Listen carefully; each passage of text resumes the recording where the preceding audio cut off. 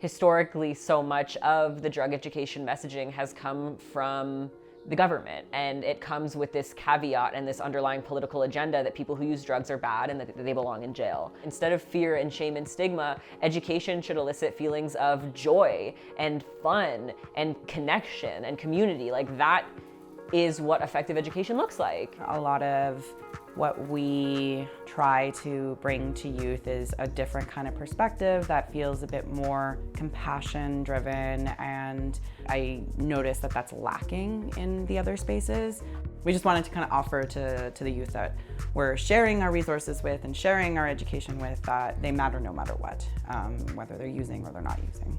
Collaborating with artists seemed like a fitting thing to do. Artists use drugs, artists are political, artists are connected often to their identities because it's hard to separate identity from our artistic output. It's really inspiring as an artist to see how these different mediums can kind of help communicate messages that are commonly silenced.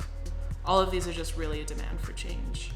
I feel it's my responsibility as like a maker to use my skills to do something about it, and it's really important to me that I continue to do projects like this. Art has been hugely prevalent in our campaign and is part of why it has been so successful and so meaningful, and why it just resonates with people. And we're trying to kind of flip that messaging on its head, being like, this is your brain on drugs, where we're not only looking at the harm, we're looking at what is made possible through drug use. I think that we should be able to openly talk about drug education and harm reduction and substance use in neurodivergent brains without feeling shame. Like, I feel like people don't want to talk about it because they're afraid. They're afraid to hear that, you know, like their loved ones or whoever might be using substances. And the reality is that they might. But if they have resources and they feel supported, they might be a little bit safer. And you could save somebody's life.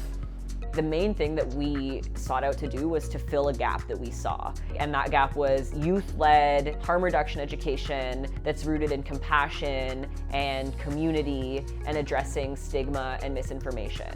And I feel like what we've been able to do is mobilize a lot of harm reduction information to young people in tangible ways that actually land with them and are actionable. When young people see this print that we're putting out and the message that it kind of conveys, I hope they feel comforted first, is like, I think, a big thing. I hope that they feel connected, that they see themselves represented, and that they feel liberated from shame. If you're a youth watching this, your value is infinitely beyond the health of your brain.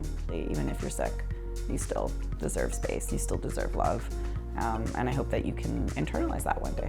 What gives me hope when it comes to drug education is the option of just having conversation. And I think that projects like this print are a good way to start.